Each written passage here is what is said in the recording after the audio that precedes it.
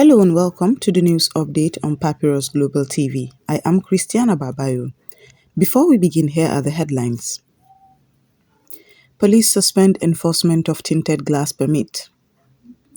Group seeks lawful resolution of Nnamdi Kanu's case. Governors vow tougher security measures against terrorists. Factional Rivers PDP chair alleges deception by Fubara. Police arrest driver involved in Anthony Joshua car crash. Remi Tinubu welcomes first baby of 2026. Only lazy politicians are scared of one-party state, Arewa Group says. And now the news in full. The Nigeria Police Force (NPF) has suspended the nationwide enforcement of its tinted glass permit policy that was slated to begin on January 2, 2026. The abrupt halt, announced Thursday 1 January in Abuja by Force Public Relations Officer CSP Benjamin Hundeyin, comes in direct response to an interim court order restraining the policy's implementation. Originally reactivated in mid-December 2025 in response to rising security concerns linked to vehicles with non-compliant tinted glass, the permit regime has faced sustained legal opposition from civil liberties advocates and motoring stakeholders. Critics led by the Nigerian Bar Association (NBA) challenged the legal basis of the enforcement and argued it mounted an unconstitutional fee and regulatory overreach.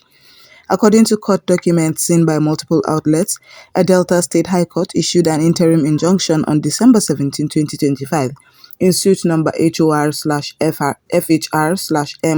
31/2025, instructing the police to refrain from enforcing the tinted glass permit policy pending the hearing and determination of the substantive suit or until the order is vacated. The NPF complied, entering an appearance in the matter, filing preliminary objections and applying to have the court order lifted. The case has been adjourned to January 20, 2026, a date that will be pivotal in determining whether enforcement can proceed.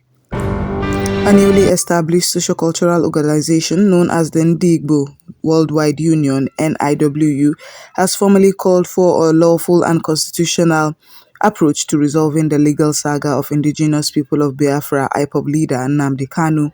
The group's statement stresses respect for legal processes, human rights, and adherence to judicial procedures.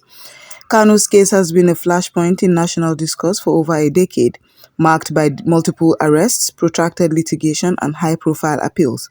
He was convicted on terrorism and related charges by a federal high court in November 2025, drawing sharp reactions from Southeast political figures, civil society, and international observers. NIWU's appeal comes amid increasing pressure from both domestic and foreign actors, calling for an end to what they describe as legal irregularities and political overtones in the handling of the case.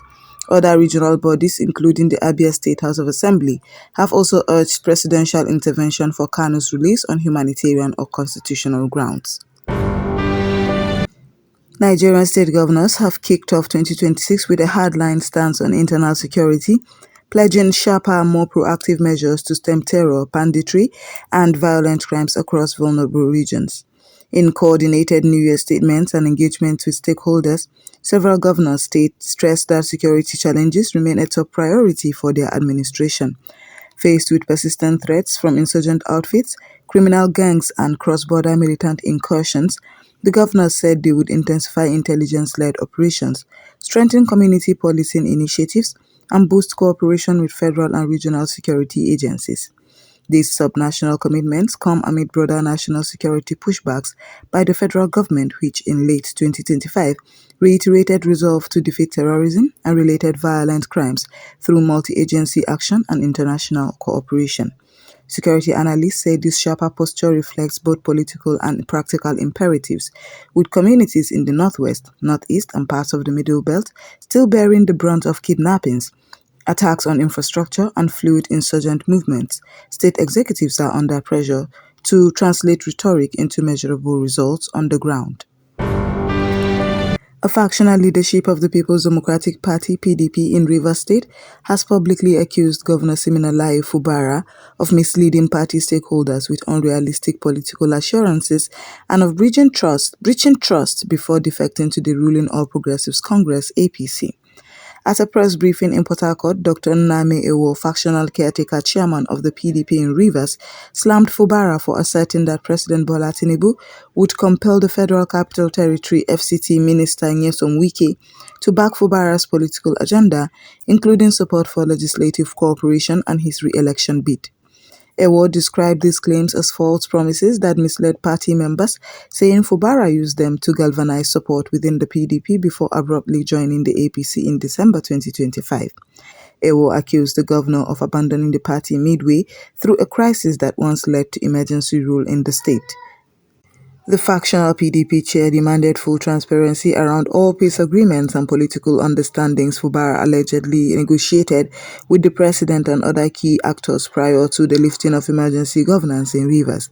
He argued that such disclosures are essential for Rivers people to make informed electoral decisions ahead of the 2027 polls. As of this reporting, Governor Fubara has not publicly responded to the latest allegations, and it remains unclear whether the factional PDP leadership speaks for the party's entire state structure or represents a splinter voice amid ongoing internal realignments. We will now go on a short break, and when we come back, the news will continue. Stay tuned.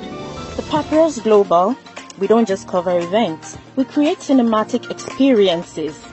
From red carpets to birthdays, gala dinners, and your fairy tale weddings, we bring your moments to life with high-tech precision. Our gadgets are smarter, our lenses sharper, and our team simply world-class. Trust the Papyrus Global to tell your story in the boldest, brightest way possible.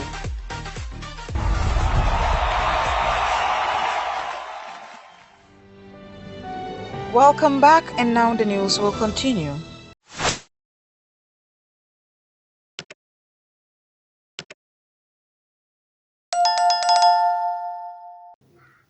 The Ogun State Police Command has taken into custody the driver of the Lexus SUV involved in the high-profile road accident that injured world heavyweight boxing champion Anthony Joshua and claimed the lives of two of his close associates.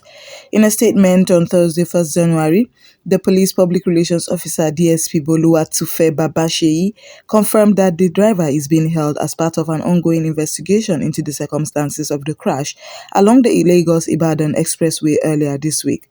The accident, which sent shockwaves across Nigeria and the global sporting community, occurred when the SUV carrying Joshua and others collided with a stationary truck.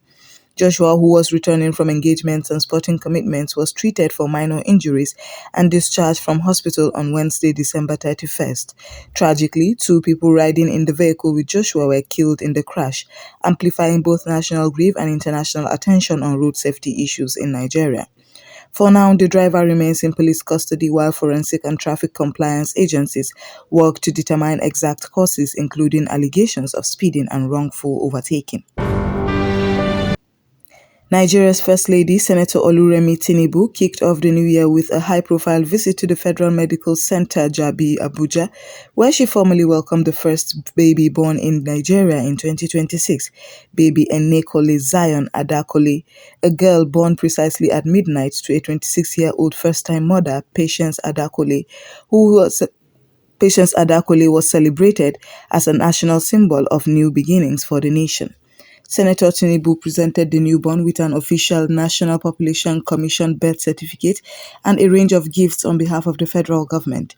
The First Lady extended the gesture to several other newborns delivered on New Year's Day, including triplets born to a mother after 13 years of marriage and an additional baby boy, underscoring the spirit of hope and renewal that many Nigerians attach to the start of a new year calendar. Accompanied by dignitaries including the wife of the Vice President, Nana Shetima, the Minister of Women Affairs, Senator Tinubu used the occasion to champion maternal and child well-being. She urged parents to cherish their children and highlighted the importance of immediate birth registration as fundamental to securing children's rights and access to services. A prominent Arewa socio-political organization has dismissed widespread concerns about Nigeria sliding towards a one-party system as the work of lazy and fearful politicians, asserting that political competitions remain robust ahead of the 2027 general elections. The Arewa think tank ATT, speaking through its convener Muhammad Alhaji Yakubu at a media briefing in Kaduna, argued that criticisms about Nigeria's democratic trajectory raised by some opposition figures and civil society actors are politically motivated rather than grounded in reality. Yakubu specifically challenged those raising alarms about a one-party state, saying such discourse reflects an inability to compete effectively in Nigeria's multi-party system. The one-party state talk is for lazy politicians. If you are not strong enough, stand your ground, he told reporters. His remarks come amid against a backdrop of spate of defections from opposition parties to the ruling All Progressives Congress (APC), about which has fueled debate nationally about the health of Nigeria's democratic space. Critics, including some governors from the People's Democratic Party (PDP), argue that the consolidation of political power within one party undermines competitive democracy. And that's all we have on the news update on Papyrus Global TV. I am Christiana Babayo. Thanks for joining us.